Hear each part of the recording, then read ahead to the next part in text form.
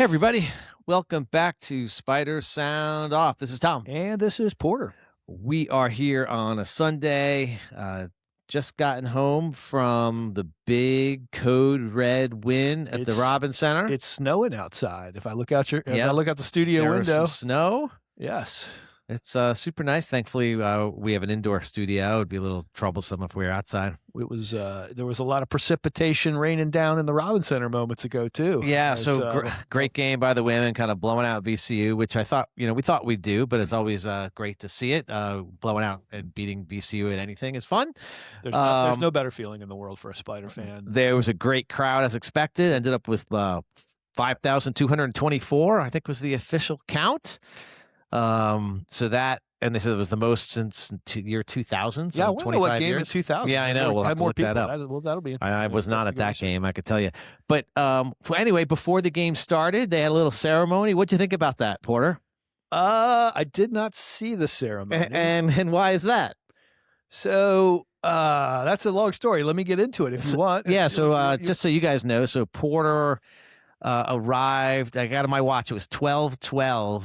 Was when Porter arrived in the Robin Center for, not a normal women's game because it was this big Code Red, over 5,000 people, a little harder to park, takes a little longer to get in. And I did not know we were going to go here, but let me give you guys the update. So okay, I got volunteered to talk at my church, both 9 and 11 a.m. service for Upward Basketball. I'm supporting Upward Basketball this year. I'm the MC for the kindergartners, 8 to 12, every Saturday. They got a celebrity MC. A celebrity MC. I don't identify myself as a Spider Sound Off guy, though. So yes.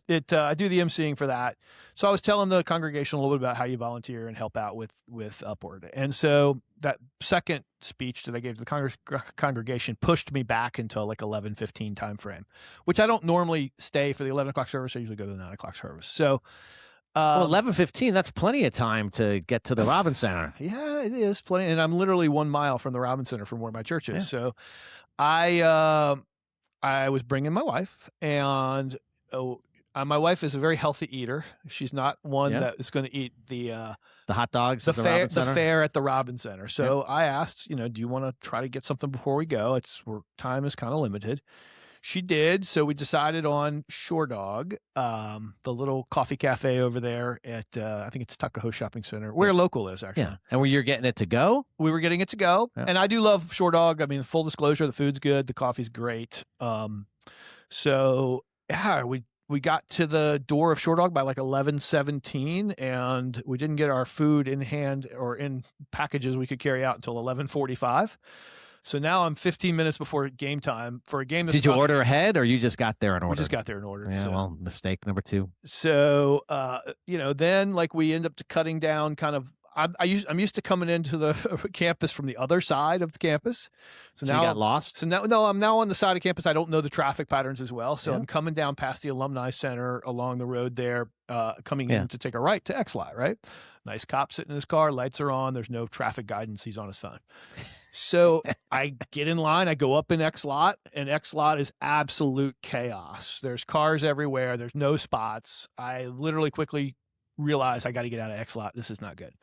So I navigate a circle, go back down the ramp where the guy's playing on his phone, and take a right. Now I'm heading up past the Robin Center, just immediately to my right. Yeah. The lots on the left at least have cones up to say, hey, it's full. You're not getting in here. Yep. I go past the football stadium on my right. I take a right before you go up Snake Road, and there's a couple commuter lots there on that corner that had a few spots. So I park in the commuter lot. Now I'm having to walk back along the football stadium into the Robin Center, which actually, here's the thing that I was like, so I'm a little bit agitated because I didn't want to be late to this game. It's an important game. It's the Red Out game. I had a friend that I'd given a ticket to last night who's coming to join us, also named Tom, I'll point out. And so I know we're going to get there late, and we get into the arena, give them our tickets, I go through to kind of look down where you're sit, see if you had seats for us. I hadn't checked the text. Yeah, he doesn't read text, by the way. Yeah, he sees a notification and makes up what he thinks that said. So I did not know you had got a seat, but I saw that you had 2 seats next to you. So I said, okay, I think we can go sit next to Tom and Laura. So we went down, sat next to you guys. And we're there at 12:12. It was 10-2 Spiders. And that's why I was late. And here's the thing, guys. It was a 5,000 plus person crowd. And so while I was personally frustrated that I was late for a very good game, I was so happy for the ladies because that's the kind of crowd they deserve. And Well, let me tell you about the ceremony you missed. yes, tell me about that ceremony. So I thought it was pretty special. So before the game, they had Karen Elsner. Okay. Early 1980s, if I remember. And she had the previous Spider women's record of 39 points. So they had her, and then they had Mag. She was holding a basketball. They had Maggie come out and kind of announce that Maggie had beaten her record. Big kind of like standing ovation from the still kind of filling in crowd, but it was pretty neat kind of getting Karen there to recognize her great achievement.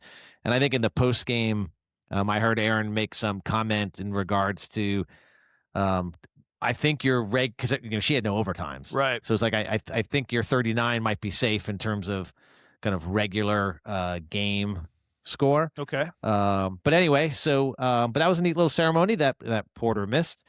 By the way, I was looking at my text stream here, and if he had read his text, there was a text I sent at 11:45 that said, "Probably won't have any normal place to park either due to the crowd." He probably read that when he was sitting in his seat, wondering why he was so late. I don't think I actually saw that one. Yes, I don't think I felt. And you want to be my latex salesman. Anyway, it was a great moment. I'll tell you, my highlights were one, the adult, the guy who had the Cleveland Cavaliers jersey, which I think was kind of red. So I'm guessing it was like the most red thing he could find at home. So I don't think he was a student, or he would have had like a Richmond Spider shirt on. This is the guy from Section 19. And he was able to get the crowd to do the wave. Yeah, give that guy props, man. He worked hard at it, and finally he got it going right in the third, I think it was the third quarter. Yeah, it was right during a timeout. Yeah. So the team was like in a huddle, and the huddle had broke, and you could see kind of little smirks on their faces. They were looking around and seeing the wave go around 5,000 people in the Robinson Center. And literally the crowd just like, I mean, it was erupting into noise. And I think even the huddle stopped for a second. Everybody looked around because it was so unusual. I can't remember doing the wave in the Robinson Center. I'm sure it's happened, but it was great. But that was, look, I mean, here's the thing. You've heard Tom and I, we're on episode 38 of this little podcast of ours now. And one of our key goals is just to let all you guys know how special the ladies program is, how well the team plays. So from one perspective, I'm sitting in the Robinson Center after, I'm be honest with you, I have a patience issue at times, and I sometimes, can be hard to be around when I've lost my patience. And so, I told my wife that we studied forgiveness today in church, and, I forgave her for my bad behavior. And so, I think I'm learning a little bit, right? So yeah, that's progress. So yeah, I mean, look, but here's the thing, like, you can't help but, like, if you do this, what we're doing, and you see that crowd for those girls, you just can't help but get a little bit sentimental and a little bit emotional about how special that was, just to see that kind of support for the ladies. And it fed the ladies. We were up 32-9 after the first quarter. You could see how just incredibly touched they were by the crowd, and just how important it was for them to give them the kind of start that they want and need. And you know what, man, it was a dominant performance, a well-coached game, a well-played game. We played a lot of players, got to see every player, I think, who was healthy play. Yep. And it was really just kind of fun. It was a fun day in the Robinson Center for sure. Yeah, Rachel really led us early. Kind of some of the points you missed was her hitting kind of a 3 and a 2. She got actually missed a foul shot. She had a 2 and 1 and missed the 1. But anyway, so she was kind of our early leader getting points. Yeah. Maggie was really almost the floor general in terms of like being the assistant coach out there and making sure everyone was getting involved. So, I've heard Coach say like he thinks Maggie's best performances are when she doesn't score 20 points, because that's when she's getting kind of everyone involved, and everyone is scoring as a result of that involvement, and shooting well. So Sweeney shot pretty well today. Olstrom shot well. So kind of the big three were as expected. First time I think we've seen Newell without the mask. Well, I saw her on TV the other night, and she didn't have it on after the men's game. So so I saw that game. Yeah, but it was she played great. Like, I mean, she just changes momentum for a team with her steals. I think we have 15 steals today. Did I see that right? 15 for the whole team. I'd have to look. That's insane. 15 steals is insane. And yeah, that might have been the crowd's help, right? Because it was so loud. I mean, if you're at VCU, you're just like, I mean, you're not used to playing in a crowd that size ever. So like, yeah, and you look at the starting lineup. So on steals, so Maggie had 4, Alicia had 2, Sweeney had 2, Rachel had 3. Yeah, it was a lot of steals for our team tonight, which was fantastic, right? And like you said earlier, nothing feels better than beating VCU. Yeah. We beat them by a 30-point margin. So we're 16-4. We've won 5 straight. Tomorrow the net will refresh. Right now we were, I think, 47 in the net, 46 in Bartorvik. Probably will stay pretty close to those numbers. VCU is not I think it's a quad 4 game on our home court. Yeah. But still a very, very convincing statement win for the ladies.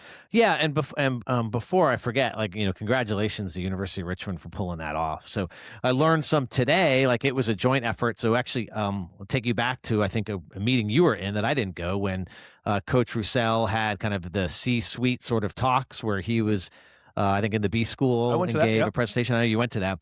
I guess part of what he said in that meeting and what the kind of communication side of Richmond heard was like, I really would love to get the Robins Center packed for this group of seniors. They really deserve it. Something along those lines.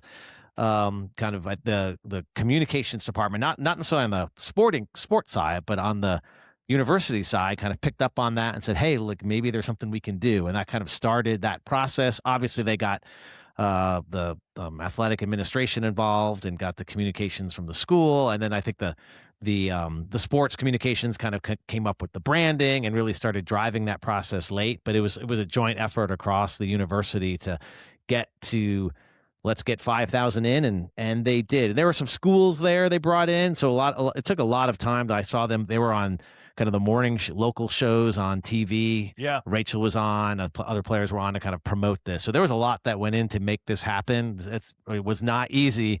And hopefully, I'm sure we all hope, and the Richmond hopes, that if there was, let's say, 3,000 people there who had never seen a women's game before, like, can you get 10% of them to be like, now we're regular women's fans? And so all of a sudden you're averaging 2,000 per game and just starting to kind of build that momentum. I mean, we had 2,200, I think, the other night for the big 48-point Maggie performance against Davidson. This was a huge crowd. If you're a Spider basketball fan and you're not coming to the women's games, you're doing yourself a disservice. This team is so much fun to watch, and it's such a good team, and it's a really good basketball. Congrats to Coach Roussel, by the way. I think this was win number 450 in his career. So that's awesome, right? That's a lot of wins for a coach.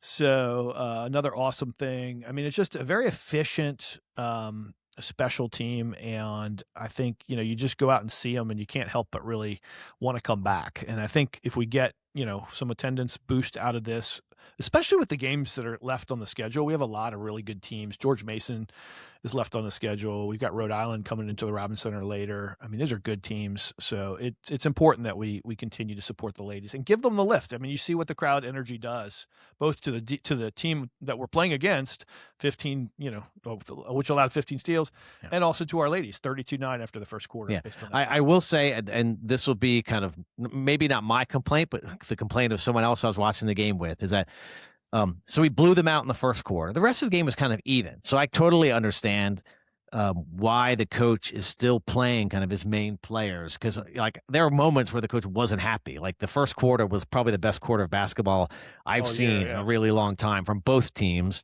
But then the complaint, and I totally get it too. From both teams? Which teams? Well, VCU? I mean I'm saying the men's team. They don't have quarters, but I think we haven't seen 10 minutes of basketball like that. Yeah. Oh, I see. I see. Season. So better than any 10-minute segment. Okay. And so, but the question, and it's a fair one, and I want to ask Coach this at some point, but this is kind of his words, like, what gains do you have by playing your best players anymore? And so this was like early in the third. Like, I think everyone knew that game was over. And Maggie was still out there. Rachel was still out there. And so again, this is not, I don't want to debate that here, because I'm on the side of like, I want this team to be ready to compete and defend. Well, I think all it's the about time. Efficiency, because like honestly, the net's based on efficiency. You got to win by the amount you're supposed to win by, unfortunately, or you have to show the right offensive and defensive efficiency. And if you don't, they don't really aggregate that you were playing your third string. They just say you didn't perform efficiently. So it's important for the net that we perform better than we're supposed to, or efficiently. And so that I think is why he plays. And I get it. I can see the other side of like it's like any sports. Like when the game is over and you've got, in particular, a team that has one player who's like the player of the year, one of the top players in the country, and you're playing them in the fourth quarter in a blowout. Like all it takes is, and I've seen it on my sport teams, where it's like you have that freak injury in the game that didn't matter. and then your season is over. And so I think that's what my friend's point of view. Don't you put that on me, Ricky Bobby. Don't you put that on me. I think my friend's point of view is kind of that's the risk you're taking by doing that. And I recognize we're not like maybe if we were 20th in the net, coach would be in that like, hey, looking at the analysis, I'd rather now rest my stars because it gives them rest and there's less risk. But you're right. We're not. You don't look at our net and say we're in. Yeah, I mean, we're right on the bubble right now for an at-large. We've got to continue to play really good basketball games and beat teams convincingly. Yeah. I mean, so I think I understand why he's doing it. I mean, I definitely understand the desire to see some of the third string play more, but at the same time, you gotta take advantage of this window you have with Maggie and Rachel and Allie. So, and I think I've also heard the coach say like he's trying to develop his bench, but the best way to develop them is to have one of the big three out there because they kind of can help coach them and kind of be that floor leader versus you put 5 players out there who don't play a lot at all. Like you're just asking for chaos. You saw 5-person line shifts today, which was, I haven't seen that very often this year, or if at all. So that was really impressive too. He was really trying different sets to see if it would work. So it was all good. So the women are actually off the rest of the week, so we don't need to do a scout on the women's team. But before we worry about scouting the men's team, we do need to talk some about that St. Louis game we saw on Saturday night, where we were kind of on the other side of a blowout. It was a beatdown. Yeah, it was pretty much of a beatdown. Before we start, men are 13-6, 114 in Ken Palm, 129 Bart Torvik, 125 team rankings, 122 Evan Maya. So pretty convincingly in that 110 to 130 range, which is about top 33%. Tournament probability on Bart Torvik is about 2% right now.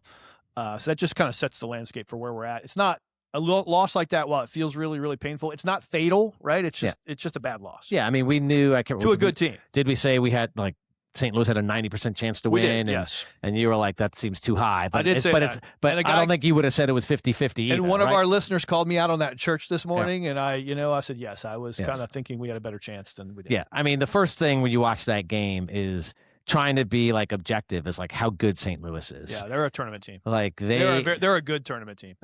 While I think we could all look at parts where our defense could have been better, they also made a lot of shots where it looked like we were guarding them good and they were just super deep and then would hit a 3. So it wasn't that they were just wide open all day long making all those baskets. Like they could score while guarded, and they didn't miss shots when they weren't. And I think if you look at us in particular early, we weren't able to make shots when we were guarded, and we missed shots when we weren't guarded.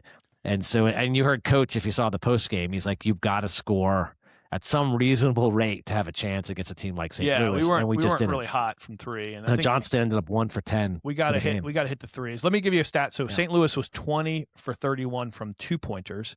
And remember, we talked about their average distance is 3.7 feet, one of the best in the nation. They take baskets right underneath the basket. That's how that's how they shoot the 2 ball. The 3 ball's outside, and they long rebounds they're good at getting, and then immediately cutting to the basket scoring. So they score inside, and they scored inside against us. We were 14 of 39 from 2.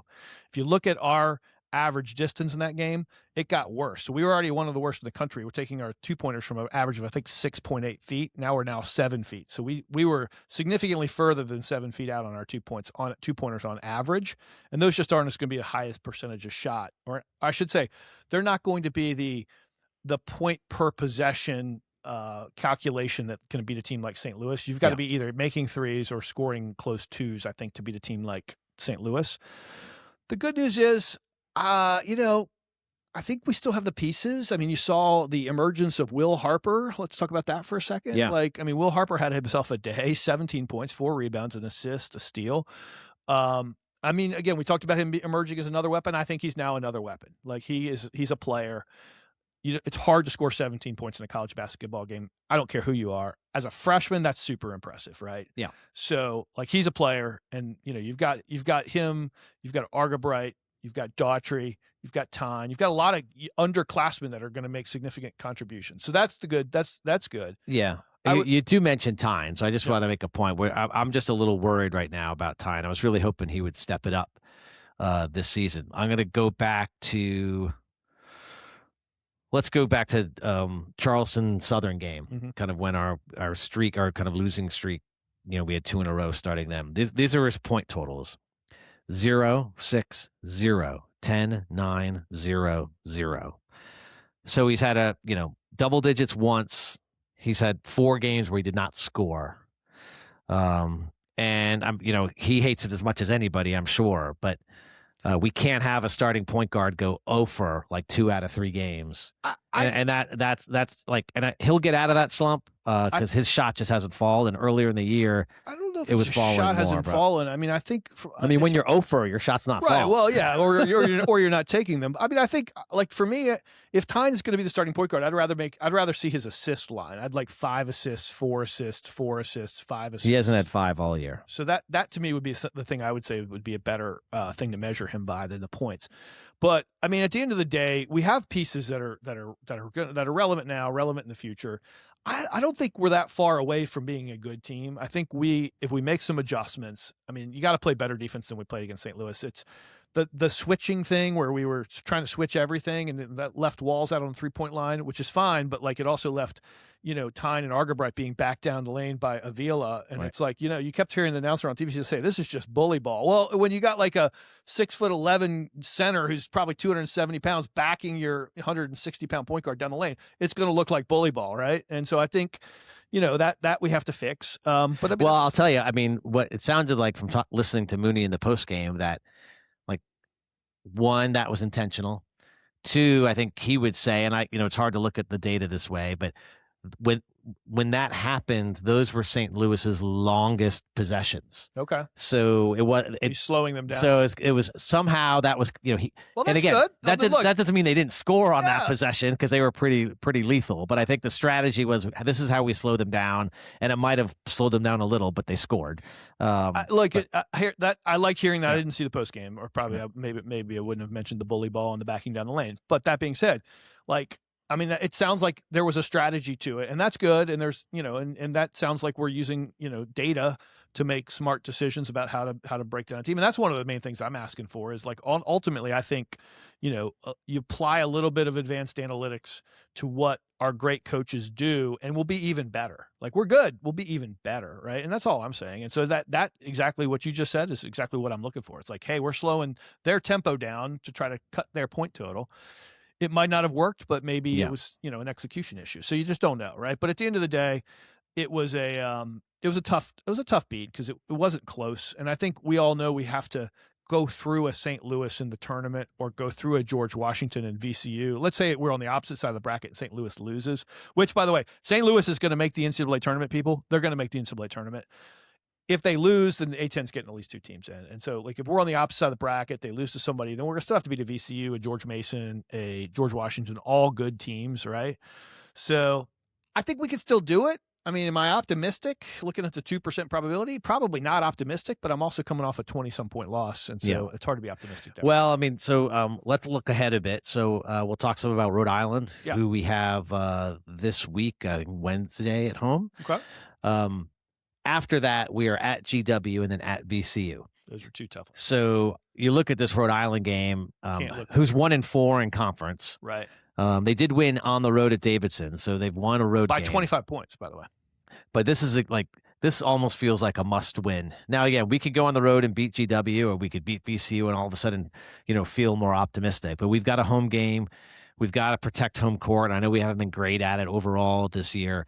A little on Rhode Island. They're 10-8, 1-4 in conference. They're at least as of yesterday, their Bardovic was like 135. So they're around where we are. They're 115 in KenPom. We're 114. Yeah, so they're very close. In Bardovic, their offense was ranked 221st. Yeah. Their defense 74th. They're good defensive team. So it's kind of defense before offense. They turn you over big time. 21% turnover percentage. So they turn you over. That's 11th in the nation. They're ranked 298 from 3. So they are, but they take a lot of them. So they're not as super effective. They play a little bit like St. Louis. If you look at their average distance of 2-pointers, it's actually really good. I think let me see if I can get that for you real quick. Yeah, they're 60th in the nation. That's top 16%. So or top 20%. So 5.1 feet is their average 2-point distance. So we're much higher than that. We're 7 feet. So they're going to be shooting close to the basket. They turn you over. They have a guard. They turn it over a lot too, though. They do. Yeah. They do. They take a lot of threes. They miss a lot of threes. Yes. Their 3-point percentage isn't great. They score most of their points from two. 57% of their points, 58% come from twos. That's 39th in the country. Pretty decent free throw shooting team, 72%, not terrible. Really defensively is where they shine. Yeah, they're a program that's in a little bit of turmoil, I think. So they're coached by Archie Miller, who was a player at NC State. He coached for Dayton for 6 years, had a great run then, was in the tournament multiple times. They were in the Elite Eight once, got a promotion, went to coach Indiana, was there for 4 years and was not successful at Indiana. So he was told to leave at some point. This is, criticize Indiana a bit. Like, that's a school that everyone says has got a great basketball program, but they seem to change coaches every 4 years or 5 years because they can't figure out how to be an NCAA champion. I got a guy who coached football, though. Yes, they do. So if you look, he has been coach at Rhode Island since 2022. So they were 14th his first year, 10th his second year, 10th his third year. They're 1-4 right now. They had to add 8 players through the portal this past year. So he hasn't been able to keep players, and he's almost had to rebuild this team every year he's been there. And just going through their version of the chat room, there's a lot of people who are saying, like, he's done. Like, if he doesn't turn this thing around, like, he's gone. Now, I don't know how true that is. Internet chat. But that is a team. Don't make decisions for right. For but that is also a team. I think he has 1 year left on his deal, so it's all like, hey, can you buy out that last year? This guy Tyler. Can I tell you about Tyler Cochran for a second? You can. On Ken Palm, I don't know if he has a 6.3% steal percentage. That's number 2 in the nation. So he turns people over like better than just about anybody in the nation. Yeah. So these are the players that, in some ways, I'm glad. Not this person in particular, but if you look at his track record, like, this is not what Mooney has been going after, where he's been on a different team, I think, every year in his college career. So he's kind of a portal hopper. He is their, I think, second leading scorer, average 12 points per game, but he came from Minnesota. He was at Toledo before that, Ball State before that. So he's one of these kind of constant transfers. They have a guy I like a lot. At least he's going to be fun to watch. His name is, I'm going to try to say this right. His name is Kian Shere, and he's a transfer from Northern Kentucky, but was recruited by Marquette, so was kind of a really high recruit. Went to Northern Kentucky, kind of learned a lot there. Last year, he was a top 50 shot blocker. So this is like a guy inside. He averages 1.5 blocks per game. And just to give you an example, he's got 27 blocks total. Mike Walls leads our team with 13. Okay. So they've got a defensive guy, and he shoots 73% from the field. Now, he doesn't shoot a lot. So, like, when they're on the fast break, you will see him dunk the ball. That's why his field goal percentage is so high. Like, he is an athlete dunker who could block shots. So that's one of those guys that, Walls and Beagle will have him. He's 6'9". It'll be interesting to see kind of how that matchup is. And their best player is Jonah Hinton. He was St. Bonaventure last year, a starter for most of the season last year, and then transferred to URI, and he's the top scorer. And one thing that's interesting, and we've heard this on U of R when it comes to David Thomas.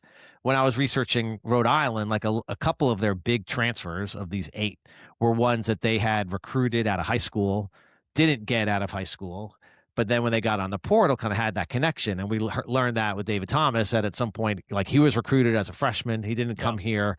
But when he did eventually get on the portal, kind of, he was interested because he had already built some relationship with our coaches. So I want to learn more. Like, is that a very common part of the portal process of, you spread a wide net when you're recruiting, and if you build these relationships, like, now those relationships can pay off down the road versus 10 years ago, that relationship was kind of severed if that player didn't come to your school.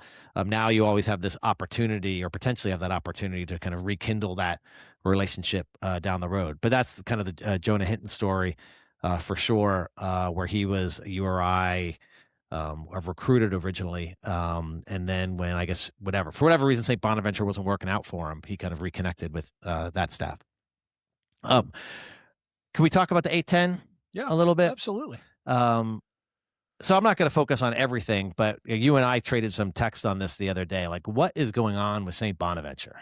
So that team, they're 0-5 you've heard us, like, if you've been following this pod, there was a point in time before the season where I was like, oh, they got Adrian Wojciechowski, they got a GM who's like doing all these innovative things to help with their roster, and they've got a coach who's been around for almost as long as Mooney, 19 years.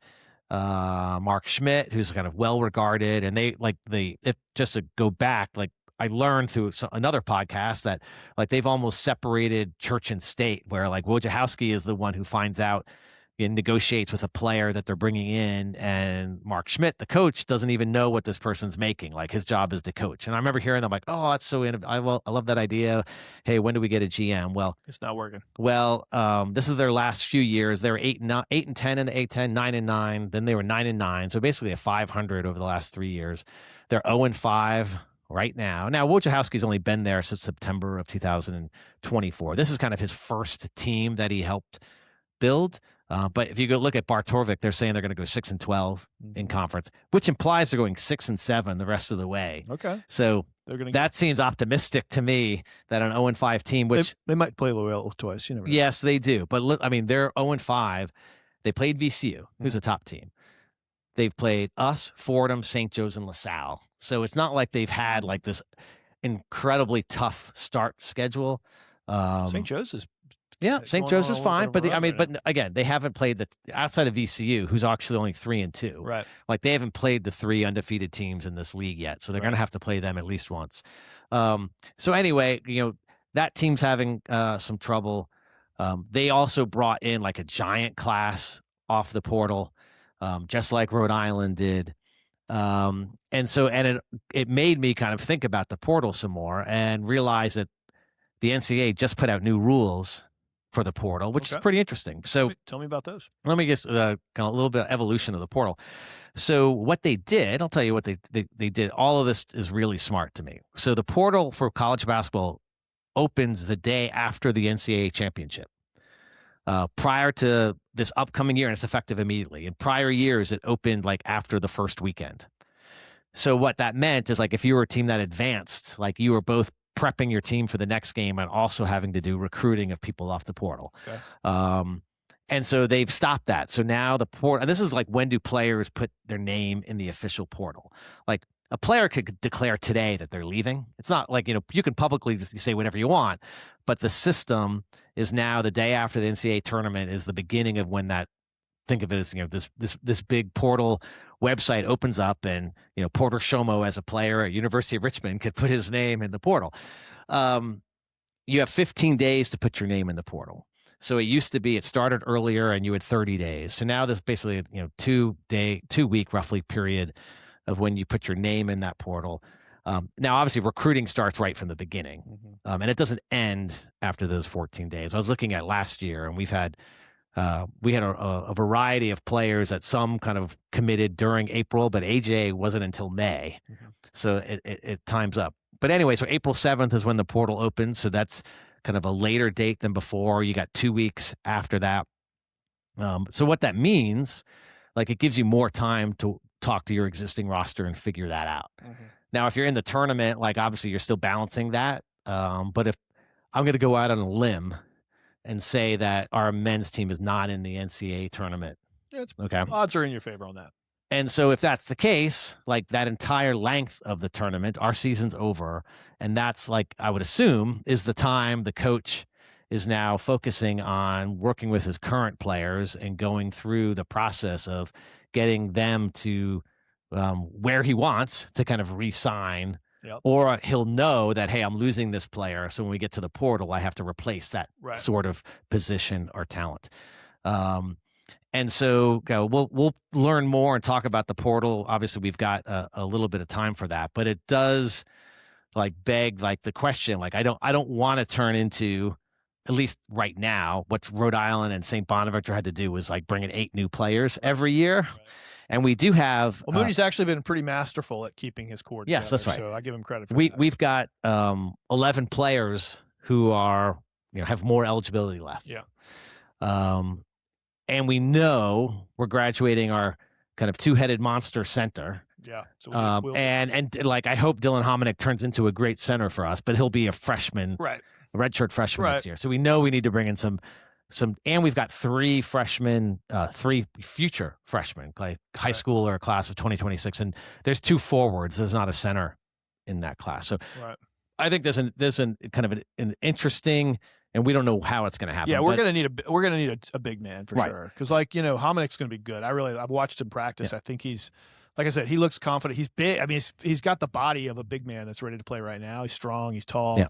But any freshman coming into college basketball is going to have a rough go of it. And so it's like, you definitely want somebody else there to kind of help mentor him along and help him, make that adjustment. Right. And it's not going to happen, but how great would it be to be kind of the fly on the wall from April 7th through whatever, or actually even before that, from let's say 2 weeks before that through the end of April, where, Coach Mooney will be, with his players kind of nailing down who's coming back. Yeah.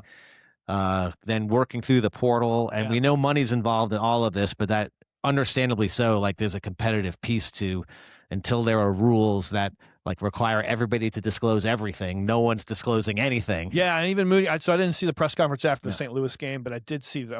I was there on Friday when he and Roussel did their press conference, and he even talked about there's not very much transparency in the process, and so we're in this time where there's great change happening in college basketball. And, we have to figure out a way to capitalize on that change. So, as we mentioned, we got a men's game in the middle of the week at home. Hope to see you at the Robins Center against Rhode Island. The women are off. If we're lucky, we'll get a guest for our midweek episode to talk about the weekend games. If not, you'll just have to listen to the two of us again. But until next time, this is Tom. And this is Porter. And this is Spiders Sounding Off.